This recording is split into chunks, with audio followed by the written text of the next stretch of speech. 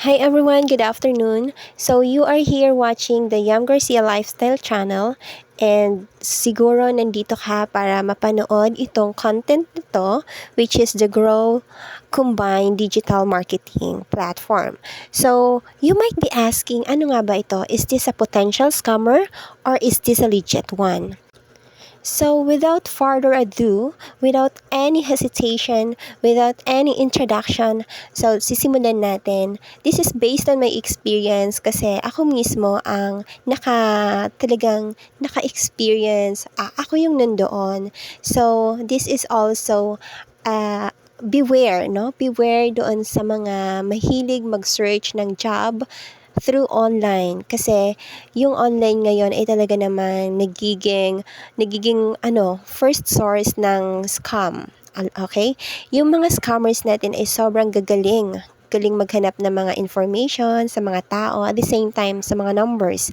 Kasi naghahanap tayo ng mga job online.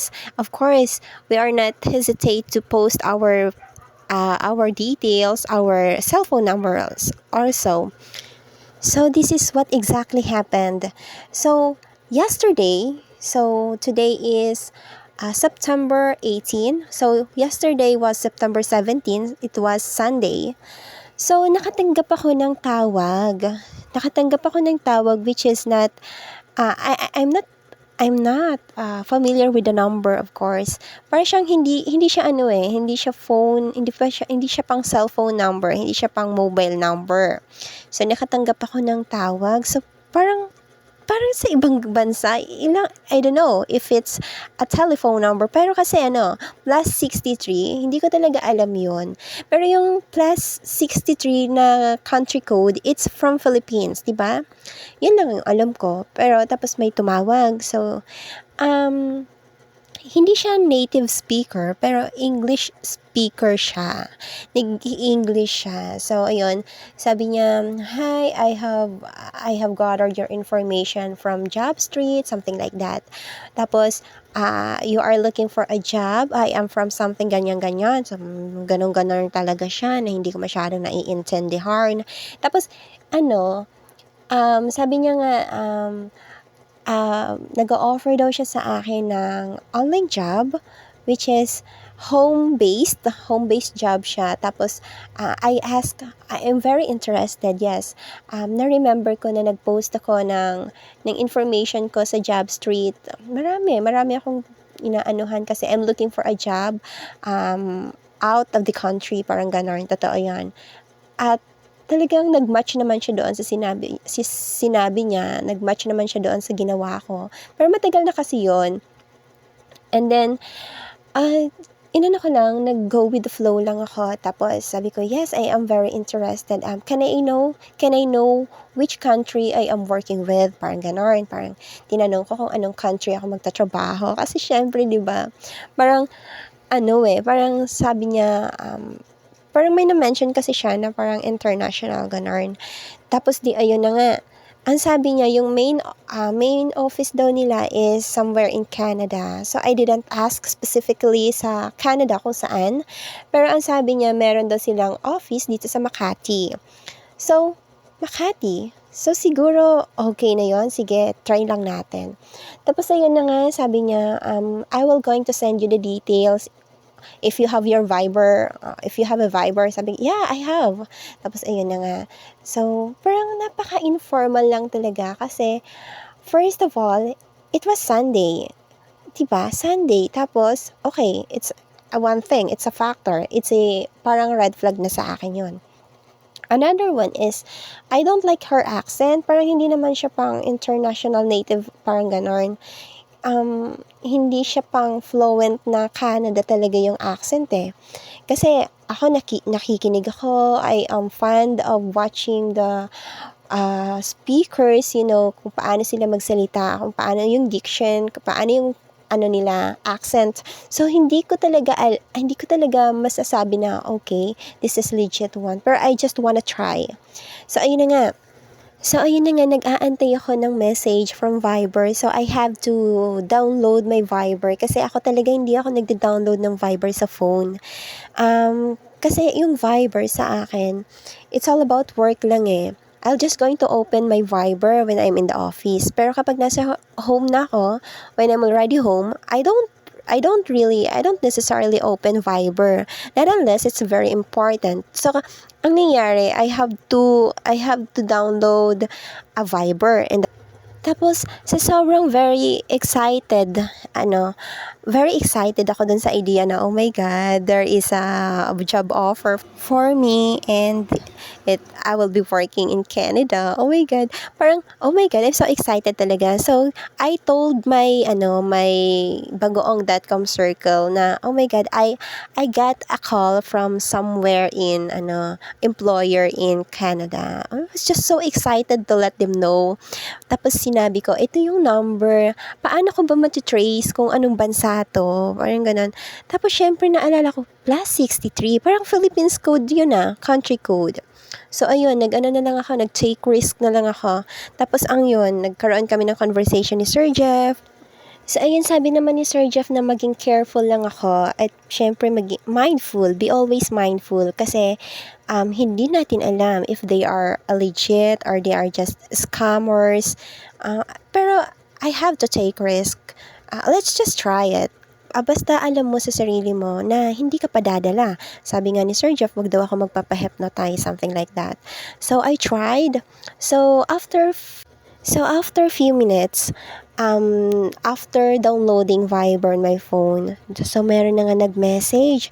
Ang pangalan niya ay si Belle.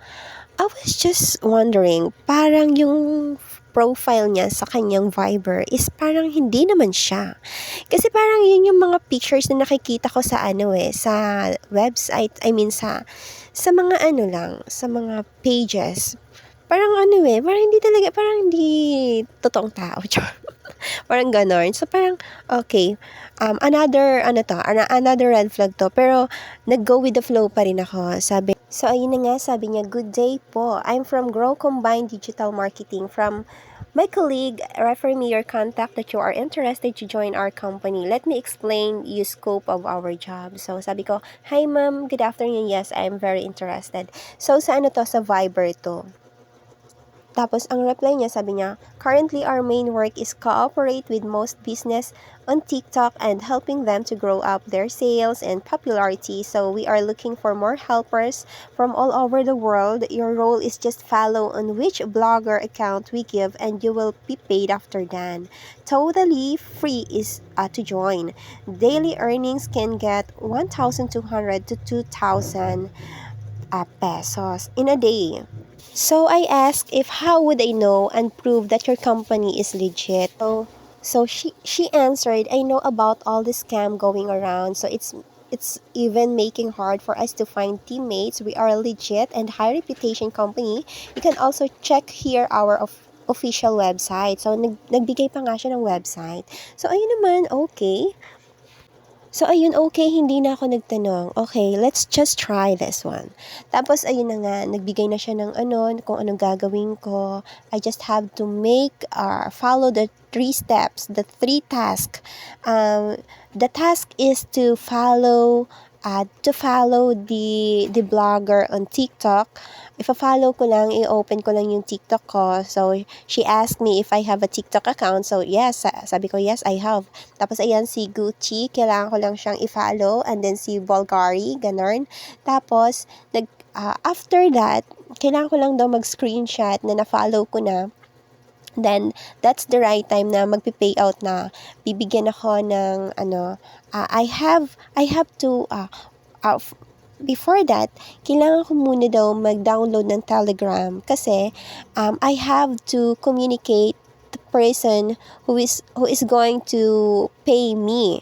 So, her name is Eliza, something like that. Si Eliza yata. Kailangan ko lang daw siyang i-message na I am here to claim my 158 pesos payout with reference number, something like that. Katulad naman ng instruction sa akin ni Miss Bell sa Viber. So, after that, nakapag-payout na ako kasi binigay ko yung GCash account ko. So, may pumasok nga. So, oh wow, this is good. Legit to. Mayroon akong 158 na na-receive. Tapos, after that, si Miss Eliza.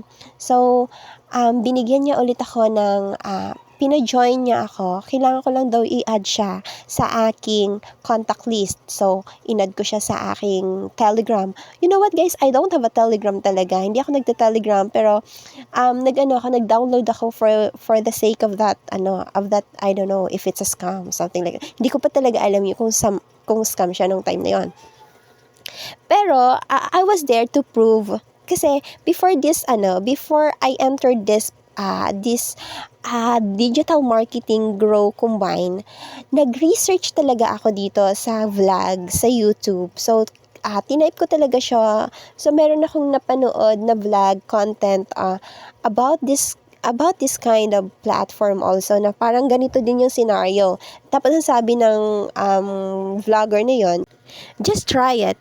Kasi magkakapera ka talaga, pero wag ka nang ang ginawa nun, ang ginawa ni vlogger doon sa pinanood ko sa YouTube, hindi na siya tumuloy nung time na mag-i-invest na. Kasi naka 400 daw siya doon. Sabi ko, oh my God, naka 400 siya. Try ko nga. So, yun, sobrang saya ko kasi meron akong 158. Tapos, nung okay na, si Miss Eliza, inad niya ako sa isang group na nagmamatch doon sa sinabi ng vlogger na yung group na yon is meron siyang 100 members doon sa group na yon. Tapos, oh my God, nakita ko nga 93 members. Tapos, nagtatasking na yung mga tao doon. So, meron silang M13, hindi ko alam kung ano ibig sabihin nun eh.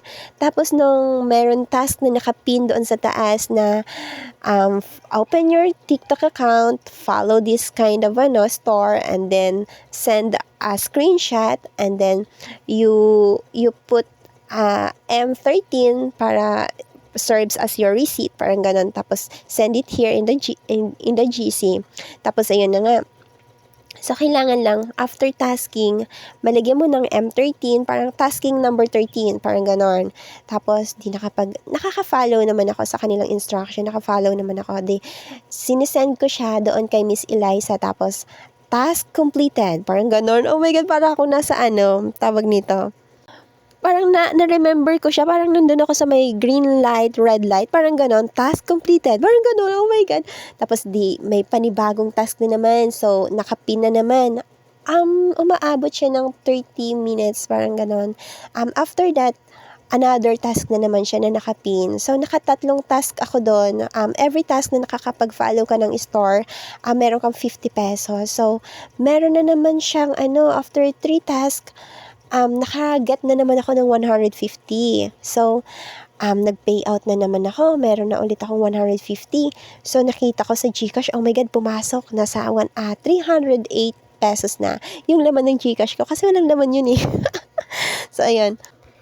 So, yung pinaka-last tasking, so, before naman ako na-remove dun sa group na yon. So, meron silang tinatawag na advance offer. Parang ganun advanced tasking. Kailangan mo lang para daw sa mga newbies, especially actually maraming nagsisend ng mga payout nung time na yon. Parang, oh my God, ang instruction po doon para sa mga newbie, you just have to invest 800, and then after 10 minutes, after 15 minutes, something like that, babalik yon ng 1-2. Okay? You just have to invest 800. So, kailangan mo lang mag-send ng 800. Pero kung 300 pa lang yung naibibigay nila sa akin, tapos kailangan ko magdagdag ng 400. So, para ng 500, yes, para maging ma-invest ko siya. Parang saan ako kukuha ng 500? Kailangan ko lang dagdagan para makapagtuloy-tuloy ako doon sa process nila, doon sa kanilang tasking. So, ako naman, tapos nakikita ko yung iba, talagang nagsisend sila, meron doon, already sent, 31,000, nagsisend sila talaga. Tapos, merong 8,000, tapos, please check something like that, my receipt, parang ganun. Tapos, meron din doon. Pero, ako talaga nag-iisip ako Sabi ko, hindi kaya itong mga to ay, alam mo yun, parang pinapakinang lang nila yung mga mata ko. Parang ganun talaga nararamdaman ko kasi nagwawa ako. Sabi ko, wow, nagsisend sila ng 31,000. Tapos, ang sinesend nila yung receipt sa GCash na you have received 31,000 and your new balance is something like that. Parang ganon. Pero yung your current balance is naka-shade, naka-cover. Bakit hindi nila ipakita yung ano? Halos lahat ng mga nagsisend ng payment talagang naka-covered.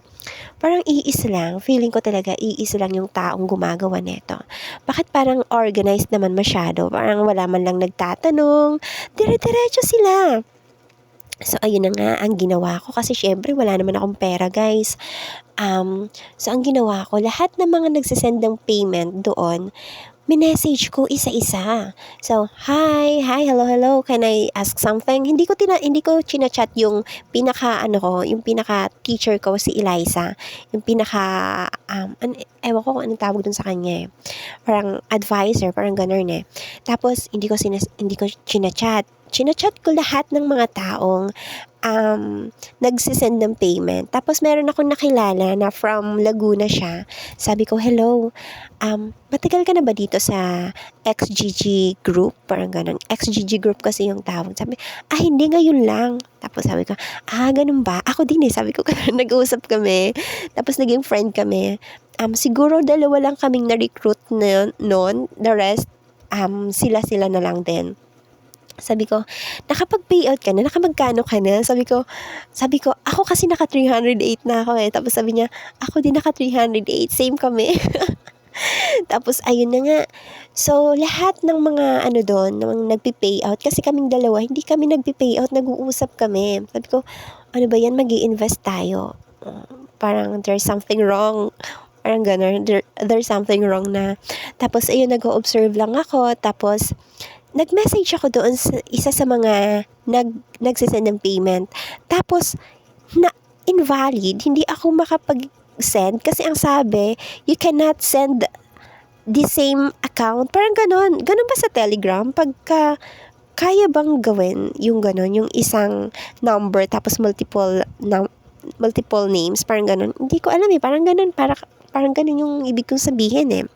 Siguro kasi, si Eliza, ang ko lang this is just based on my instinct, na si Eliza is also yung isang nagsisend ng payment na iba-iba yung pangalan.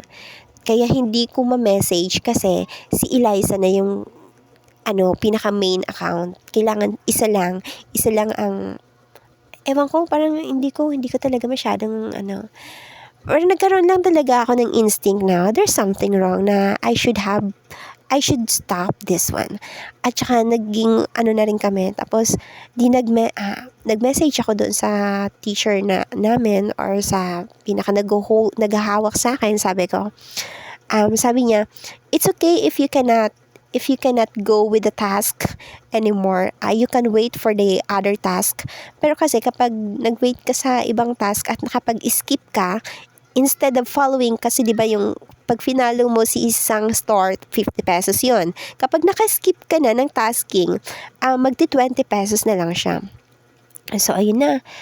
Lahat na sila nag-send ng payment. Siguro sila lang din yon. Kasi kaming dalawa ng taga Laguna, hindi kami nakapag-send. Tapos, ayun nga, para siguro nalaman ng grupo nila na ito, kakaiba to, maano to, makulit to, lahat kami minessage, parang ganon. So, nag-tasking ako dun sa 20 pesos. Tapos sabi ko, nilagyan ko ng M17 kasi M17 na yon, tasking 17 na.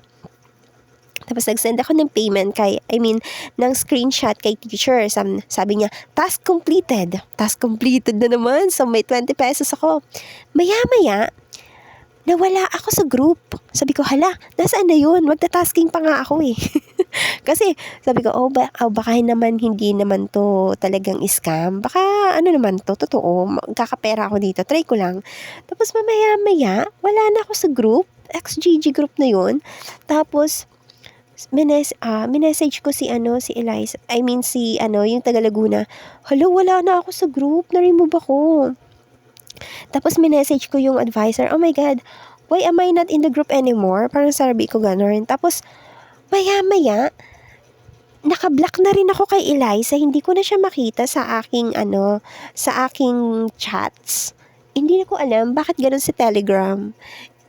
Talaga siguro naka-block na ako kaya nag-disappear na lang siya na parang bula na kahit hindi na ako masyado nakapag-screenshot ng mga information tungkol doon sa grow, ganun.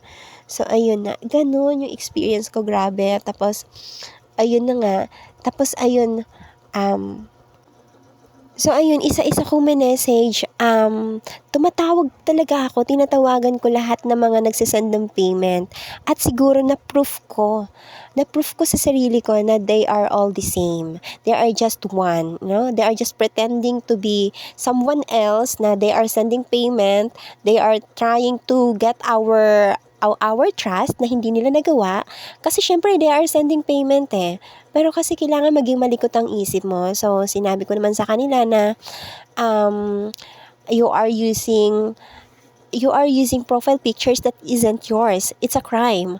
Parang sinabi ko din sa kanila na you are using innocent people kasi meron doon estudyante yung profile picture nagsisend ng pera mga 31,000 ganun at mga 16,000. Wow, where did you get that money? You're still a student. Okay, hindi naman ako nagja-judge pero oh my god, parang parang there's something wrong talaga. Kailangan mo lang talaga maging malikot ang isipan.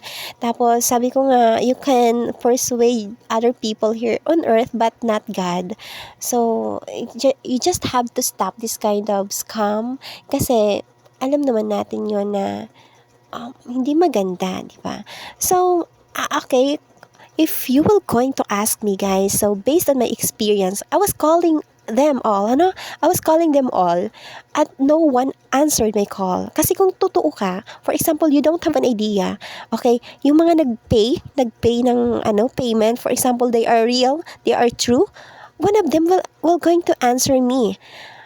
Okay, bakit isa sa kanila man lang ay wala man lang sumagot? They are all the same or they are just one person pretending like somebody else.